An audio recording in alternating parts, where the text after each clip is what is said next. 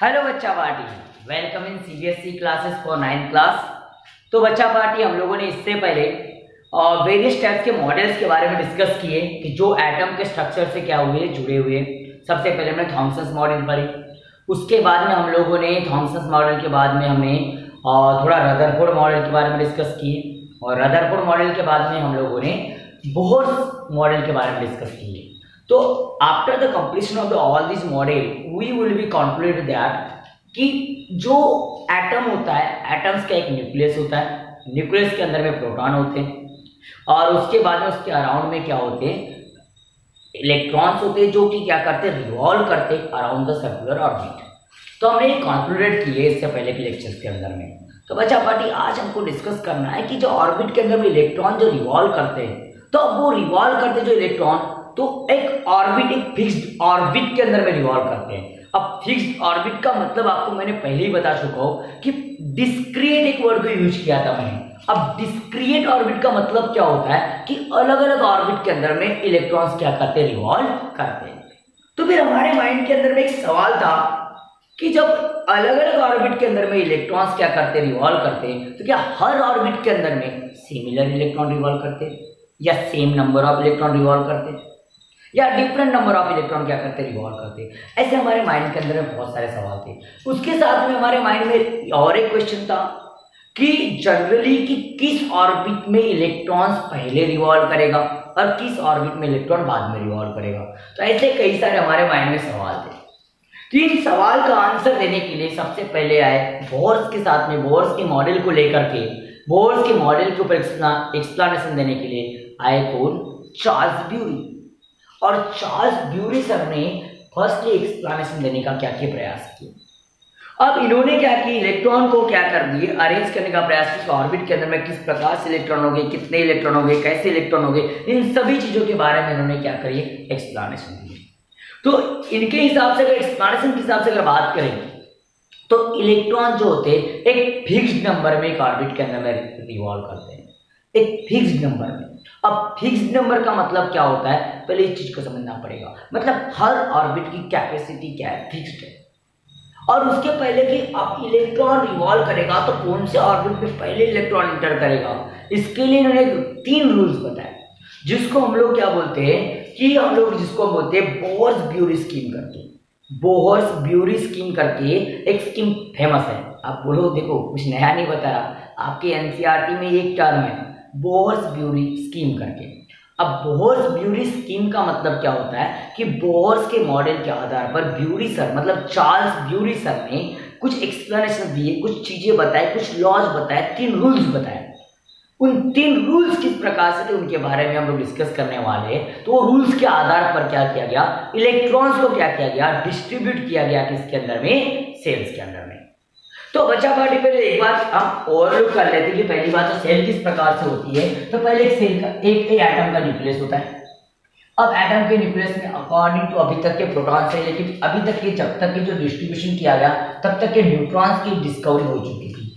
अब न्यूट्रॉन्स की डिस्कवरी हो चुकी थी, और न्यूट्रॉन्स की डिस्कवरी शायद अगर बात करते हो, चैडविक सर ने न्यूट्रॉन्स की क्या किए थे, डिस्कवरी किए थे। और चैडविक सर ने अगर नॉर्मली बेरिलियम जैसे क्या किए थे, एटम्स चूज किए थे, वहां से क्या किए थे, लाइट के पार्टिकल्स को पास आउट किए थे, और लाइट के पार्टिकल्स को पास आउट करने के बाद उनको ऐसा दिखा कि ऐसे कुछ पार्टिकल्स है कि जिनके ऊपर कोई चार्ज नहीं है, जिनके ऊपर कोई चार्ज नहीं है। मतलब हम बोल सकते हैं, हम लोग क्या बोल सकते हैं, ऐसा सब एटॉमिक पार्टिकल कि जिनकी फंडामेंटल प्रॉपर्टी है कि जिनके ऊपर कोई चार्ज नहीं है, और चार्ज न होने के साथ साथ, चार्ज तो नहीं है लेकिन उनका खुद का एक मास है, खुद का एक क्या है, मास है। तो ऐसे पार्टिकल्स को उन्होंने रेफर किए थे क्या, न्यूट्रॉन्स के तौर पर। तो न्यूट्रॉन्स की डिस्कवरी हो चुकी थी। तो प्रोटॉन्स और न्यूट्रॉन्स न्यूक्लियस के अंदर में होते और इलेक्ट्रॉन्स रिवॉल्व करते। तो मैं यहाँ P+ यहाँ ले लूंगा अभी के डेट में। और इलेक्ट्रॉन्स रिवॉल्व कहाँ पर करते, ऑर्बिट के अंदर में। इसके अंदर में, इस ऑर्बिट के अंदर में इलेक्ट्रॉन क्या करते, रिवॉल्व करते। तो ऐसी आपको अगर बात करें K ऑर्बिट, L, उसका M, उसका N, उसका O, उसके बाद में P और उसके बाद में Q। इस तरीके से ऑर्बिट में इलेक्ट्रॉन्स क्या करेंगे, रिवॉल्व करेंगे। अब रिवॉल्व करेंगे, लेकिन सबसे पहले इलेक्ट्रॉन कहाँ एंटर करेगा, कौन सी सेल में या कौन सी ऑर्बिट में, ये सवाल था। तो इन्होंने सबसे पहले इसके लिए पहला रूल दिए कि सबसे पहले अपने को स्टेबिलिटी सेट करना है। अब स्टेबिलिटी सेट करना है तो स्टेबिलिटी के लिए क्या चीज जरूरी है, ये भी एक सवाल था कि स्टेबिलिटी किस पर डिपेंड है। तो स्टेबिलिटी डिपेंड है उस सेल के ऊपर। तो सबसे पहले आपको क्या करना है, जिस सेल की एनर्जी क्या होती कम होती है उसमें सबसे पहले क्या करना है, इलेक्ट्रॉन को क्या करना है, फील करना है। अब सबसे पहली बात और एक माइंड में सवाल उठता है कि कौन सी सेल की क्या होती एनर्जी क्या होती कम होती है। तो सबसे एनर्जी का कम कौन सी सेल की होगी, वो के सेल की होगी। अब के सेल की क्यों होगी, क्योंकि वो न्यूक्लियस के पास में। अब न्यूक्लियस के पास में होने की वजह से क्यों होगी, क्योंकि उसके बीच में फोर्स ऑफ अट्रैक्शन न्यूक्लियस का उसका ज्यादा है। तो फोर्स ऑफ अट्रैक्शन उसका ज्यादा है तो न्यूक्लियर चार्ज ज्यादा है। तो न्यूक्लियर चार्ज अगर अट्रैक्टिव है तो इसका मतलब उस सेल की एनर्जी क्या होगी, कम होगी। तो इसका मतलब क्या होगा, के सेल की एनर्जी क्या होगी, कम होगी। तो सबसे पहले इलेक्ट्रॉन हमको न्यूक्लियस के पास की सेल में फील करना है, क्योंकि वो कौन सी सेल है, के सेल है। उससे थोड़ी ज्यादा किस दूंगी, एल सेल की। जैसे मैं अगर बात करूं तो के सेल की अगर एनर्जी को मैंने E1 बोल दिया, उसके बाद एल सेल की एनर्जी को मैंने E2 बोल दिया, एम सेल की एनर्जी को E3 बोल दिया, एन सेल की एनर्जी को E4 बोल दिया, ओ सेल की एनर्जी को E5 बोल दिया, फिर E6 बोल दिया, फिर E7 बोल दिया। तो अगर इनका एनर्जी का सीक्वेंस अगर हमको अगर बताना है तो सबसे ज्यादा एनर्जी किसकी होगी, E1 की होगी। सबसे ज्यादा एनर्जी किसकी होगी, E7 की होगी, क्योंकि E1 की एनर्जी सबसे कम, उससे ज्यादा E2 की, उससे ज्यादा E3 की, उससे ज्यादा E4 की, उससे ज्यादा E5, फिर E6 और E7। इस तरीके से आपको एक एनर्जी का सीक्वेंस नजर आएगा। तो आपको क्या करना है, आपको इंक्रीजिंग ऑर्डर में क्या करना है, एनर्जी के हिसाब से इलेक्ट्रॉन को क्या करना है, सेल के अंदर में प्लेस करना है। तो सबसे कम एनर्जी किसकी होती है, के सेल की होती है, और इसलिए सबसे पहले इलेक्ट्रॉन कौन सी सेल में फील करना है, आपको के सेल के अंदर में क्या करना है, फील करना है। फिर उसके बाद में बचे इलेक्ट्रॉन एल सेल में, बचे इलेक्ट्रॉन एम में, बचे इलेक्ट्रॉन एम में। इज इट क्लियर, इतना तो आपको समझ में आता है। दूसरी बात, फिर अगर बात करें सेकंड रूल इसका क्या है। सेकंड रूल अगर बात करें बहुत से स्कीम का, अगर सेकंड रूल की अगर बात करें तो सेकंड रूल बोलता है कि मैक्सिमम नंबर ऑफ इलेक्ट्रॉन्स। अब maximum number of electrons in shell अगर बात करते हो आप लोग, maximum number of electron in shells, number of electrons in कहां पर बच्चा पार्टी, सेल्स के अंदर। अब एक सेल के अंदर में ज्यादा से ज्यादा कितने इलेक्ट्रॉन फील कर सकते हैं। तो इसके लिए एक लॉ था, इसके लिए एक रूल था, इसलिए एक फार्मूला था जिसका नाम है ट्वाइस एन का स्क्वायर। किसका स्क्वायर, ट्वाइस एन का स्क्वायर। अब ट्वाइस एन का स्क्वायर का मतलब क्या होता है कि यहां पर इस फार्मूले के हिसाब से n इज इक्वल टू क्या होता है, number of shell, number of shell. तो बच्चा पार्टी यहाँ पर हम सेल का नंबर फिक्स कर चुके हैं। जो पहली सेल है हमने इससे पहले के लेक्चर में भी देखे कि जो न्यूक्लियस के पास की सेल वहां से नंबरिंग स्टार्ट करते हैं, वो पहली होगी, ये सेकंड होगी, ये थर्ड होगी, ये फोर्थ होगी, फिफ्थ होगी, सिक्स होगी और सेवंथ होगी। ठीक है, तो अगर बात करते हो इस नंबर ऑफ सेल पे से हम लोग सारी सेल की कैपेसिटी को क्या कर सकते हैं, कैलकुलेट कर सकते हैं। कोई रॉकेट साइंस यहाँ पर नहीं है, बहुत इजी चीज है, इजी है, और यह रॉकेट मैथमेटिक्स भी नहीं है, बहुत आसान चीज है। जैसे मैं अगर पहली के सेल की कैपेसिटी को अगर कैलकुलेट करने का प्रयास करता हूं तो के सेल के लिए फार्मूला वही होगा, ट्वाइस एन का स्क्वायर। तो के सेल की अगर बात करता हूं तो n is equal to 1 put up करना पड़ेगा, n इज इक्वल टू करता हूं तो n is equal to 1 put up करता हूं तो ये 2 जैसे का वैसा, और उसके साथ में अगर बात करते हो आप लोग तो ये n के जगह पर 1 पुटअप करना पड़ेगा, ये 1 का स्क्वायर हो जाएगा। तो ये कितना हो जाएगा, 2 इंटू कितना हो जाएगा 1, तो मतलब 2। तो एल सेल की कैपेसिटी कितने की, 2 की, मतलब सॉरी के सेल की कैपेसिटी कितने की, 2 इलेक्ट्रॉन की। कितने इलेक्ट्रॉन की, 2 इलेक्ट्रॉन। दूसरी तरफ अगर मैं बात करता हूँ एल सेल की, अगर बात करता हूँ एल सेल, तो वही फार्मूला ट्वाइस एन का square, n is equal to 2। तो इसमें क्या हो जाएगा बच्चा पार्टी, तो 2 जैसे का वैसा इंटू 2 का क्या हो जाएगा स्क्वायर, 2 जैसे का वैसा और 2 का क्या हो जाएगा स्क्वायर हो जाएगा। तो 2 का स्क्वायर तो 4 हो जाएगा, तो 2 इंटू कितना हो जाएगा 4, 2 इंटू 4 मतलब कितना हो जाएगा, एल सेल की कैपेसिटी कितना की, 8 इलेक्ट्रॉन। उसी प्रकार से अगर मैं बात करता हूँ एम सेल की, अगर बात करता हूँ एम सेल की बात करता हूँ तो एम सेल की अगर हम बात करें तो वही फार्मूला ट्वाइस एन का square, n is equal to क्या पुटअप करेंगे 3। तो यहाँ पर 2 इंटू कितना 3 का स्क्वायर हो जाएगा, 3 का स्क्वायर हो जाएगा, तो यहाँ पर 2 इंटू कितना हो जाएगा 9, 2 इंटू 9 तो मतलब ये कितना हो जाएगा 18। तो 18, तो यम सेल की कैपेसिटी कितने इलेक्ट्रॉन की? 18। इस प्रकार से हम सारी सेल की कैपेसिटी को क्या कर सकते हैं? कैलकुलेट कर सकते हैं। इसके लिए बस सेकंड फॉर्मूला याद रखना आपको, पॉइसन का स्क्वायर, जिसका स्क्रीनशॉट ले लो अपने पास में फटाक से फास्ट।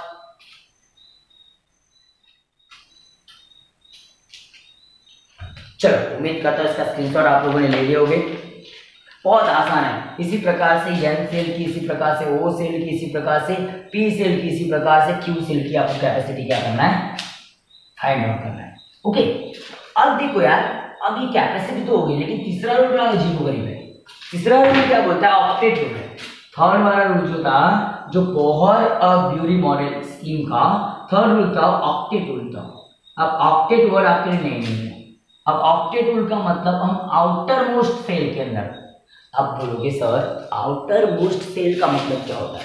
जो वैलेंस सेल है, बाहर वाली सेल है, जो लास्ट इलेक्ट्रॉन जिसके अंदर में आ रहा है, मतलब लास्ट के इलेक्ट्रॉन जिस सेल के अंदर में आ रहे हैं, चाहे वो के हो, यल हो, यम हो, एन हो, कोई भी सेल हो, लेकिन जो लास्ट इलेक्ट्रॉन किसी भी एलिमेंट के एटम का जिस सेल के अंदर में आ रहा है, वो आउटर मोस्ट क्या कहलाएगी? सेल कहलाएगी। अब उस सेल के अंदर में जो इलेक्ट्रॉन आ रहे हैं, तो उसके अंदर में मैक्सिमम कैपेसिटी है कि मैक्सिमम हम उसके अंदर में 8 इलेक्ट्रॉन ही प्लेस कर सकते हैं। 8 इलेक्ट्रॉन से ज्यादा इलेक्ट्रॉन प्लेस नहीं कर सकते। ये मैं नहीं बोल रहा, ये ऑक्टेट रूल बोल रहा है। ये कौन बोल रहा है? Octet rule. जैसे देखो यार, किसी को भी कोई भी चीज अगर डिस्ट्रीब्यूट करनी है, तो डिस्ट्रीब्यूट करने से जैसे हमारे पास में जितने इलेक्ट्रॉन्स हो गए, तो उसके लिए एक रूल होता है, इतने इसको, इतने उसको, इतने उसको। उसी प्रकार से लास्ट जो सेल होती है या आउटर मोस्ट जो सेल होती है, उसके लिए एक रूल है, उसमें हम लोग 8 इलेक्ट्रॉन से ज्यादा इलेक्ट्रॉन प्लेस नहीं कर सकते। तो उस रूल को बोलते हैं ऑक्टेट रूल। तो उस रूल के हिसाब से अगर 8 से ज्यादा इलेक्ट्रॉन आउटर मोस्ट सेल में अगर आ रहे हो और उस सेल की कैपेसिटी अगर पूरी नहीं हो रही हो, तब जाकर के उस सेल का सिर्फ क्या करना है? ऑक्टेट कंप्लीट करना है। मतलब उस सेल के अंदर में सिर्फ 8 इलेक्ट्रॉन प्लेस करना है और बचे हुए इलेक्ट्रॉन आपको क्या करना है? नेक्स्ट सेल में क्या करना है? प्लेस करना है। जैसे देखो मैं बता रहा हूं, अभी देखो यार, जैसे मैं एग्जाम्पल में अगर मैंने पोटेशियम ले लिया, एग्जाम्पल में मैंने पोटेशियम की बात कर लिया। किसकी बात कर लिया? पोटेशियम। अब पोटेशियम की अगर बात करता हूं, तो पोटेशियम की अगर एटम की बात अगर करता हूं, तो पोटेशियम का एटॉमिक नंबर कितना होता है? 19 होता है। तो इलेक्ट्रॉन्स भी कितने हो गए? 19 हो गए इसके पास। अब अगर बात करता हूं, तो मैं अगर बात करता हूं इसकी के, यल, यम, एन सेल की, तो देखो बच्चा बात, मैंने के में अगर 2 इलेक्ट्रॉन प्लेस कर दिया, ठीक है, के, यल, यम, एन, ओ, पी जो भी जरूरत भी नहीं गिरेगी, क्यू की जरूरत नहीं गिरने वाली। के में 2 इलेक्ट्रॉन प्लेस कर दिया। अब बच गए मेरे पास 17। अगले सेल की कैपेसिटी 8 इलेक्ट्रॉन की है। अब यहां पर मैंने 8 डाल दिया, क्योंकि मेरे पास में 17 बचे थे, तो मैं 8 डाल सकता था। मेरे पास एक पूरी अथॉरिटी, कैपेसिटी पूरी करने की तो पूरी अथॉरिटी मेरे पास में। अब ये 8 और 2 कितने हो गए? 10। अब बच गए कितने? 9। और इस यंग सेल की कैपेसिटी कितने की है? यंग सेल की कैपेसिटी कितने इलेक्ट्रॉन्स की है? 19 इलेक्ट्रॉन्स की है। ओ 18 इलेक्ट्रॉन की है। अच्छा, 18 इलेक्ट्रॉन की इसकी कैपेसिटी, तो 18 इलेक्ट्रॉन की इसकी कैपेसिटी है, लेकिन मेरे पास में बचे 9। तो मैं क्या 9 इलेक्ट्रॉन डाल दूं? क्या मैं 9 इलेक्ट्रॉन पूरे डाल दूं? नो, नहीं डाल सकते, क्योंकि रूल ये बोलता है कि आउटर मोस्ट सेल के अंदर में सिर्फ आपको 8 ही इलेक्ट्रॉन डालना है। तो ये अभी आउटर मोस्ट सेल कहलाएगी। तो आउटर मोस्ट सेल में कितने इलेक्ट्रॉन आ रहे? 9। रूल ये तो नहीं बोलता, इसलिए इसका क्या करना पड़ेगा? सिर्फ ऑक्टेट कंप्लीट करना पड़ेगा। देखो एक बार बार बार बता रहा हूं, जब आउटर मोस्ट सेल की कैपेसिटी पूरी नहीं हो रही हो और 8 से ज्यादा इलेक्ट्रॉन आ रहे हो, तब जाकर के आपको ऑक्टेट रूल को लगाना है, अन्यथा ऑक्टेट रूल को नहीं लगाना है। तो बचा कितना? 1 इलेक्ट्रॉन आगे लगाना है। तो इस प्रकार से हम लोग इलेक्ट्रॉन्स को क्या कर सकते हैं? डिस्ट्रीब्यूट कर सकते हैं according to the Bohr's and Bury. ये थी बोहर्स एंड बोरी स्कीम, जो इलेक्ट्रॉन डिस्ट्रीब्यूशन के लिए। जैसे नॉर्मली अगर बात करोगे, इनकी जरूरत नहीं गिरती, कोई प्रॉब्लम बात नहीं। जैसे मैं सोडियम की बात करता हूँ, सोडियम में ऐसी कोई जरूरत ही नहीं गिरती। सोडियम के एटॉमिक नंबर अगर बात करें, इलेक्ट्रॉन्स के पास में 11 होते हैं। सोडियम के पास में इलेक्ट्रॉन कितने होते हैं? 11 होते हैं। अब 11 होते हैं, तो के, यल, यम और एन। तो के में कितने? 2, यल में कितने? 8, बच गया 1, है ना? 10 हो गए, बच गया 1 यहाँ डाल सकते हैं हम लोग आराम से। तो यहाँ पर कोई जरूरत ही नहीं कि ऑक्टेट रूल की, लेकिन जहां ऑक्टेट रूल अगर लग रहा है वहां पर आपको ऑक्टेट रूल को लगाना पड़ेगा। और ऑक्टेट रूल बार बार रिपीट कर करके बता रहा बच्चा पार्टी तभी लगता है कि जब आउटर मोस्ट सेल में अगर 8 से ज्यादा इलेक्ट्रॉन आ रहे हो, कैपेसिटी पूरी ना हो रही हो। तो बच्चा पार्टी इस तरीके से हम लोग क्या कर सकते हैं, इलेक्ट्रॉन को डिस्ट्रीब्यूट कर सकते हैं। ये बोलना था किसका, बोर एंड बोरी सर का। और एक्चुअली इसका सारा क्रेडिट बोरी सर को दिया जाता है, चार्ल्स बोरी, जिन्होंने इसका डिस्ट्रीब्यूशन बताए थे और एक फार्मूला जो दिए थे ट्वाइस एम का स्क्वायर। इस तरीके से हम लोग एक सेल के अंदर में इलेक्ट्रॉन को क्या कर सकते हैं, डिस्ट्रीब्यूट कर सकते हैं by using these 3 rules. Okay बच्चा party, thank you so much for watching this video, thank you so much guys.